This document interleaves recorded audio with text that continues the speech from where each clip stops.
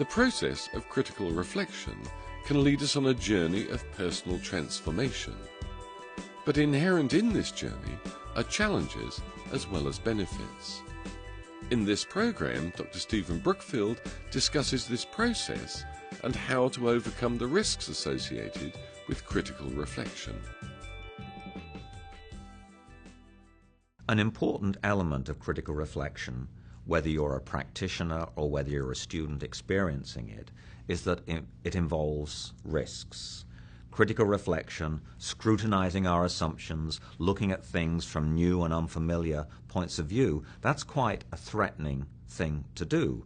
And one of the reasons that we don't do it is because it's very anxiety producing. You know, the more we look at assumptions, particularly if those assumptions are challenged, the more complicated our life becomes. So I think the reason that I have often resisted being critically reflective, or that my colleagues or students resist it, is because we realize this is going to really make our life very, very complicated. Now, there are particular risks that I'm interested in, both as an educator and as a learner, that surround this process of learning to be critically reflective. One of them is the phenomenon of impostership. Impostership is the sense that you get that I'm a fraud, I don't really know what I'm doing, everybody else is moving forward and being successful, but I'm the one person who just won't be able to understand this. When you're becoming critically reflective, one of the things that often happens is you realize errors that you've made in the past.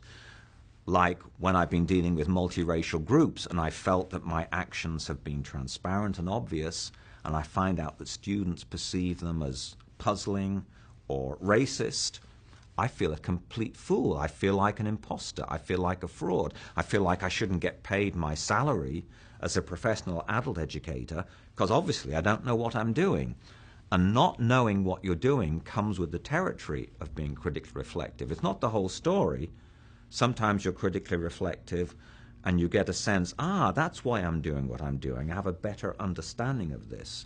But at other times, you'll start to question assumptions and you'll say to yourself, how could I have done this all these years? How could have I assumed that this was a good thing to be doing when from this perspective or from this person's viewpoint, it was a crazy thing to do? So this sense of being an imposter, of trying to look like you know what you're doing, while inside you're feeling, I'm just stumbling along in the dark. And I think a lot of us have that. That is going to be brought more and more to the surface the more you start to question assumptions and look at things from new and unfamiliar perspectives. No one wants to look foolish or stupid, particularly if you have a position as a professional in your field. So no one wants to admit that they've ever done anything wrong, or they've made a bad decision, or they've acted on an assumption that they hadn't really checked out. It just seemed so obvious to them this was the natural way to behave. When you're critically reflective, you start to realize you've made mistakes, you've made errors, some of them quite significant and important. Maybe those errors have harmed people, maybe those errors have created barriers and problems for yourself that didn't need to be there. And so you start to feel really stupid and dumb. How could I have done this, you ask yourself. I mean, the phrase that I use a lot to describe this feeling is self-laceration. You start to punish yourself for being so naive and so stupid. I've been working now for 40 years, and I constantly engage in self-laceration when I realize, how could I have been so crazy to think this was a good practice all these years when it doesn't really fit this new situation?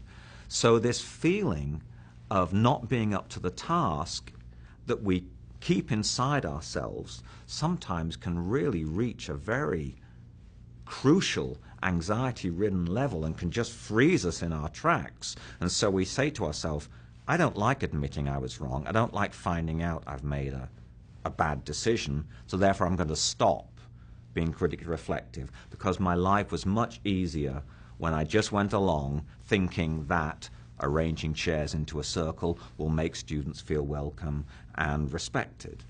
So critical reflection always carries with it this risk that people will find out I don't really know what I'm doing. And culturally, it's not safe in many organizations and communities to admit that sometimes you don't really know what you're doing. You're just making the best guess based on the information that you have at that particular point in time. Cultural suicide, which is the second risk, is what happens when you start to question on assumptions, you start to look at things differently, and you share these new insights and this dawning awareness with your friends, with your family, with your colleagues. You let them know that you're changing how you think. And sometimes you're actually changing how you act and behave in front of them.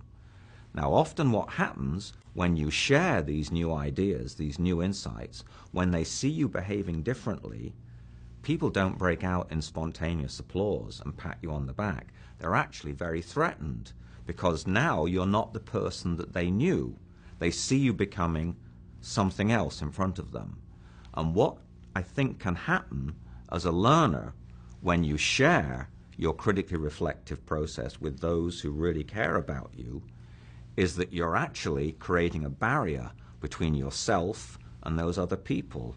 You're actually cutting yourself off from the communities and the support groups that have defined and sustained you and created your identity up to that point in your life. So you go home and you share a new insight with your spouse or your partner or your best friend or the person you work with most closely at the workplace. And this new insight is not experienced as helpful or interesting. It's experienced as very, very threatening. Number three, the third risk that I think we face in becoming critically reflective is a phenomenon that I would call lost innocence. Lost innocence describes that moment when you realize there is no manual, there is no one book that I can read, there is no one technique that I can practice, there is no one person that I can shadow and study and follow and then imitate that will take care of all my problems. It's the realization that hits you that I'm going to have to muddle through this the best way that I can. And that's a lonely moment for people because they've studied being critically reflective, they've been told this will help them make better decisions and take informed judgments, but it will also help them realize that they're going to have to take responsibility for their own learning and for their own actions, and that there is not a script that they can follow that will take care of all their problems. When they hit that wall, they lose this innocent trust that somewhere out there is the manual or the person that I can study and imitate, and this will take care of my problems. I suffer from lost innocence constantly. Every new situation that emerges for me, part of me says there must be a book that I can read that will take care of this. There must be a manual on how to uncover, let's say, my own learned racism and expose it in a way that doesn't threaten people and that brings everyone into the conversation with me. But there isn't. There isn't such a manual, or if there is, I've never heard of it or know anyone who's heard of it. So what I have to do when I'm dealing with something as difficult as learning about racism is muddle my way through in the best, most informed manner that's possible. The last risk is, in technical terms, called incremental fluctuation. Incremental fluctuation is what happens when you're learning critical reflection and you sort of have a breakthrough moment and you say, oh, now I understand that the circle is much more complex and multifaceted than I thought it was, and you feel you're really making progress. Then you try something based on this dawning awareness, and maybe it works for a while, but then another bump in the road happens and you realize, oh, I've got to go back and rethink this again. So you take 2 steps forward, followed by 1 step back, and then 4 steps forward, and then 2 steps back. So being critical reflection is not like a smooth curve upward. It's actually a jagged movement. You go forward, you go back. So it's incrementally, you're becoming better at doing it, but it's fluctuating. That's why I call it incremental fluctuation. 2 steps forward, 1 step back. You make progress, and then you temporarily regress. And I think as a facilitator, you have to be aware that students are going to be going through these rhythms constantly. So this momentum, incremental fluctuation, that's how critical reflection is often experienced by learners. So if there's all these risks, if being critically reflective sometimes makes you feel like a fraud or an imposter, if being critically reflective causes you sometimes to become estranged from the cultural groups that have defined you, the cultural suicide phenomenon, if being critically reflective means you realize there is no manual, there is no person I can study that will take care of my problems, and if critical reflection involves you constantly dropping to the floor, why on earth would you carry on doing it? What carries you forward? Well, in terms of student testimony, what carries them forward is the realization that these phenomena are shared. They're not unique or individual to each person. They're predictable. They're fairly normal. They're, if you're a student in this class or in this course, this is something you may be experiencing yourself. And it's so helpful to have 2 or 3 people that you can talk to who say, I know exactly what you're experiencing here. Or if you share a feeling of impostership, they'll say to you, what, you feel like an imposter? You seem like you're always doing fine. I'm the one who've always felt like an imposter. I can't believe you said that you share it too. So the more these experiences are made public, the more people realize these are actually shared realities.